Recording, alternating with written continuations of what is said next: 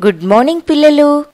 ఈరోజు మనము మారే వాతావరణం గురించి తెలుసుకుందాం. కొన్నిసార్లు మనం బడికి బయలుదేరేటప్పుడు బాగా వర్షం కురుస్తుంది. కానీ మనం తిరిగొచ్చేసరికి బాగా వేడిగా ఉంటుంది మరియు సూర్యుడు కూడా వస్తాడు. కొన్నిసార్లు ఏమవుతుందంటే మనము ఎక్కడికో విహారానికి వెళదామనుకుంటాము. కానీ వర్షం వల్ల మనం దాన్ని రద్దు చేయాల్సి వస్తుంది. ఇది ఎందుకు జరుగుతుంది అంటే మన ప్రతిరోజు పరిస్థితిని బట్టి మారుతూ ఉంటుంది. దాన్నే మనము వాతావరణము అని అంటాము. ఈ వాతావరణము భూమి సూర్యుడి నుండి గ్రహించే వేడిపై ఆధారపడి ఉంటుంది. ఇప్పుడు మనము వేరే వేరే రకాలైన వాతావరణాల గురించి తెలుసుకుందామా? మనకు కొన్ని రోజులు బాగా వేడిగా ఉంటుంది.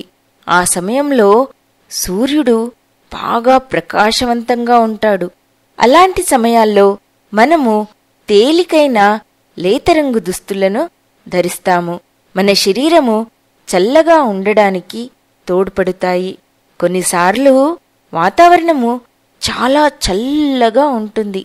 అలాంటి సమయాల్లో మనము ఉన్ని దుస్తులను ధరిస్తాము. అవి మన శరీరాన్ని వెచ్చగా ఉంచుతాయి. ఒక్కోసారి ఈ చలికాలంలో కొన్ని చోట్ల మంచు కూడా కురుస్తుంది. మరియు ఎప్పుడైతే వర్షం పడుతుందో దాన్ని మనము వర్షపు రోజు అని అంటాము. ఆ వర్షపు రోజుల్లో మనం బయటికి వెళ్లేటప్పుడు గొడుగును తీసుకెళ్తాము లేదా రెయిన్ కోట్ను ధరిస్తాము. వర్షం పడేటప్పుడు సూర్యుడు కనిపించాడనుకోండి, అప్పుడు అందమైన ఇంద్రధనస్సు కనిపిస్తుంది. ఇంద్రధనస్సులో 7 రంగులు ఉంటాయి. అది చాలా అందంగా కనిపిస్తుంది. కొన్నిసార్లు ఆకాశమంతా మబ్బులతో నిండి ఉంటుంది. కొన్నిసార్లు బాగా గాలి వీస్తూ ఉంటుంది.